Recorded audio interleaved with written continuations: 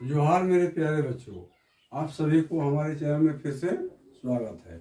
मैं आज आप लोगों के लिए एक पथिया डोंगल मुआ बुक के 10 शिष्ट कविताओं के कवियों के नाम को अति सहज तरीके से कैसे स्मरण रखा जा सकता है, इसका एक जबरदस्त ट्रिक बतलाने जा रहा हूँ। जिस चैनल में नहीं है तो चैनल को अवश्य सब्सक्राइब करें और शेयर करें।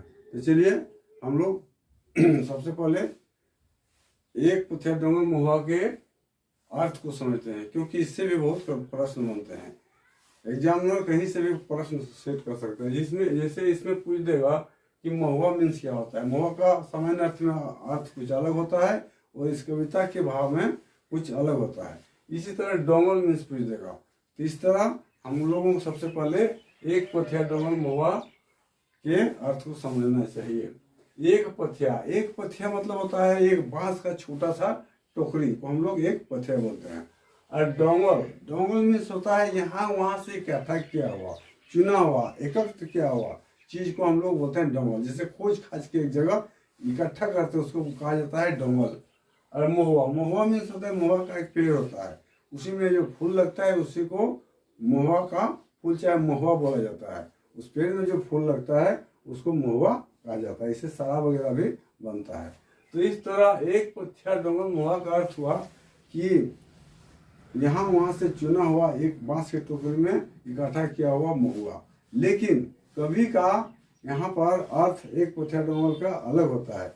एक पथिया डोंगल महुआ का यहाँ अर्थ होता है कि यहाँ वहाँ से एकत्र किया हुआ चुना हुआ कविता। यहाँ महुआ मीन्स होता है कविता, यहाँ पर महुआ मीन्स क्या होता है कविता। और एक पथिया मतलब यहाँ वहाँ से इकट्ठा किया हुआ, जमा किया हुआ, यहाँ वहाँ से कभी खोज के इस 10 शिष्ट कविताओं को एक जगह किया है, इसी का नाम है एक पथिया डोंगल महुआ। तो चलिए अब हम लोग अपने टॉपिक पर आते हैं। सबसे पहला एक पथिया डोंगल महुआ सबसे पहला कविता है हमनी सब एक। क्या कर रहा है? हमनी सब एक। इसका वो इस कविता में है एक एक एक हमनी सब एक, भिनु भिनु भाखा बोली भिनु भिनु वेग, ताऊ हमनी एक। मतलब हम लोगों का वेशभूषा अलग है, हम लोग का रहन सहन अलग है, फिर भी हम लोग एक हैं।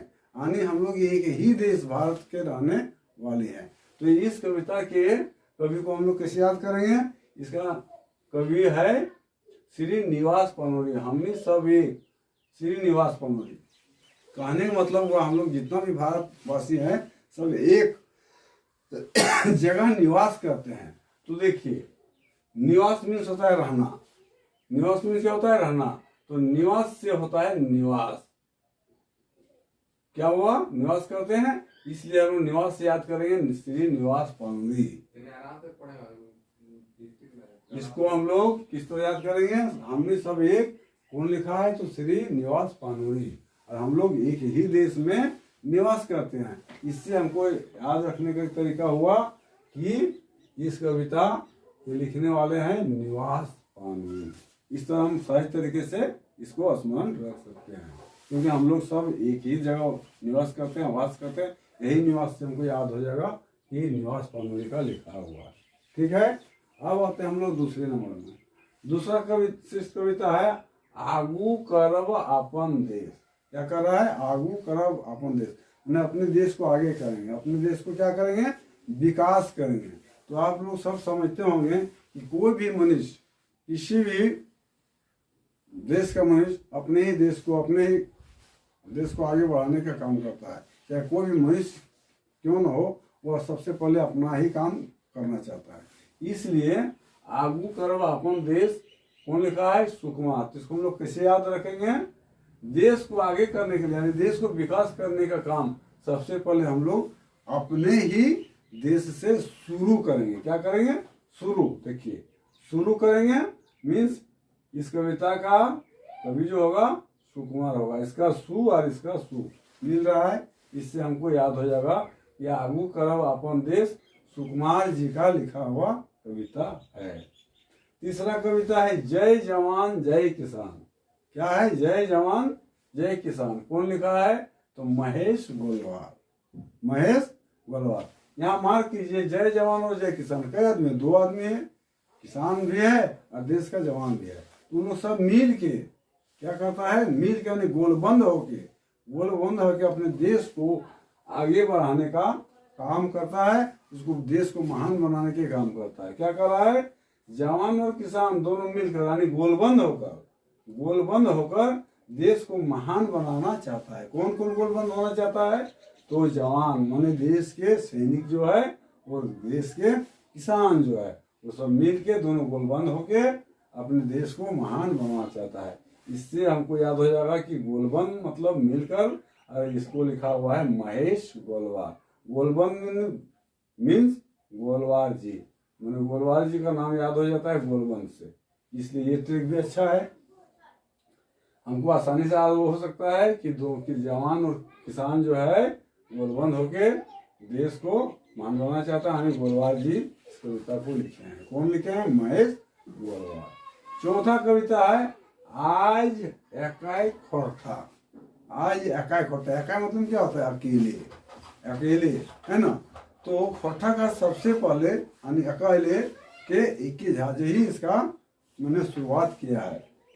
वही कहता है सबसे पहले केवल खोटा भाषा के बारे में सोचने वाला व्यक्ति अकेले यानी एकाई कौन है, एक के झाजी एकाई से एक के, यहाँ ए के झा और हुआ अकेले झाजी, इसके बारे में सोचता था, इसलिए ये भी हमको याद हो जाएगा।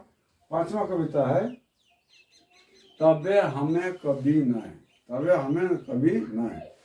क्या कर रहा है, एक के झाजी कह रहे हैं कि यदि हम खोठा के बारे अकेले सोचते हैं तो क्या मैं कभी नहीं हूँ, अर्थात वह कभी है। इससे भी याद हो जाता है कि एक ही झाजी है तबे हमें कभी नहीं के कभी।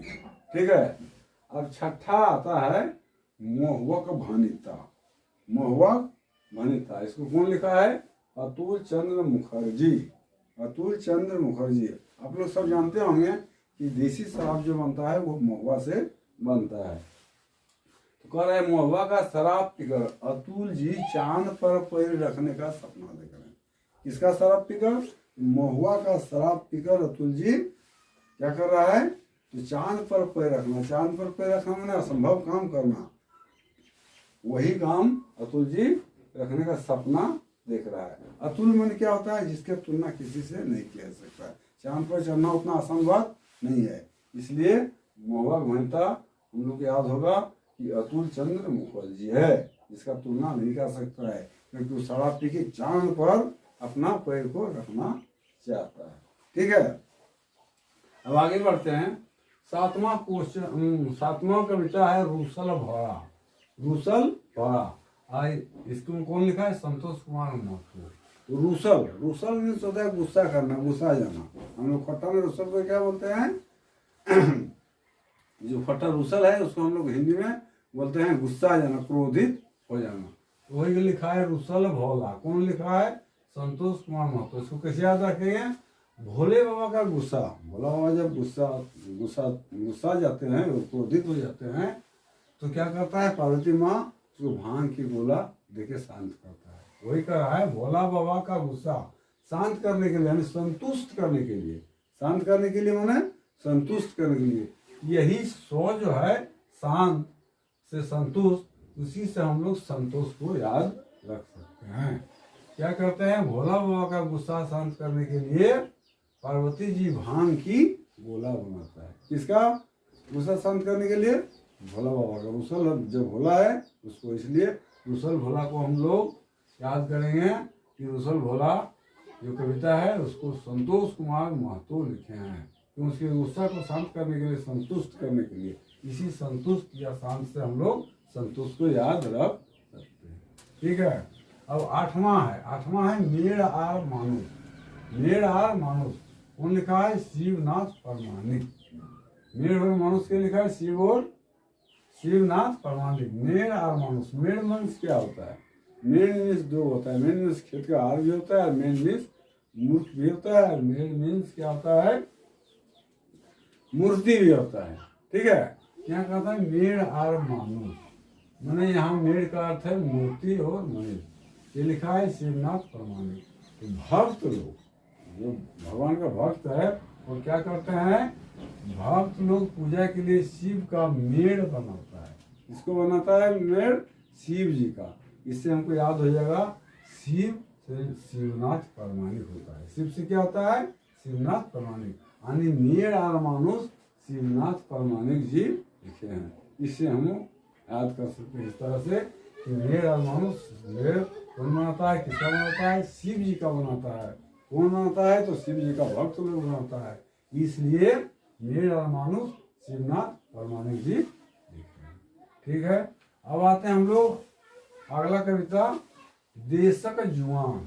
देश का जुआन। तो हम लोग जानते हैं कि जुआन जो होता है अपने देश के लिए मर मिट जाता है। मर मिटने में ही उसको आनंद आता है। क्या आता है? विनोद आता है। विनोद आता है जब वो देश के लिए निछावर हो जाता है या देश वो विजय हासिल करवाता है दूसरे देश से, उसको बहुत विनोद मिलता है, आनंद मिलता है। इससे हम लोग याद रख सकते हैं कि देशक जवान विनोद कुमार लिखे हैं। देश का जवान माटी के लिए, माटी मतलब अपने धरती के लिए मर मिटने के लिए क्या होता है? मर मिटने में विनोद करता है। मर जाता है या मिट जाता है देश की रक्षा करने के लिए। तो हम लोग इसको याद रख सकते हैं कि देशक जवान विनोद कुमार है, क्योंकि देश का जवान अपनी माटी के लिए, धरती के लिए मिटने में विनोद करता है, आनंद पाता है। जब मर जाता है, निछावर हो जाता है, तो उसे आनंद मिलता है, उसके हृदय का आनंद मिलता है, उसके परिवार को आनंद मिलता है, देश के लोगों को आनंद मिलता है। इसलिए देशक जवान विनोद कुमार जी। अब लास्ट कविता है टेढ़ा टेढ़ी, ढेंसा ढेसी। लास्ट कविता क्या है? ढेंसा ढेसी। इसको कौन लिखा है? पारसनाथ महतो। ढेंसा ढेसी में क्या होता है? आरोप प्रत्यारोप। लेकिन यहाँ हम लोग ढेंसा ढेसी का दूसरा समझ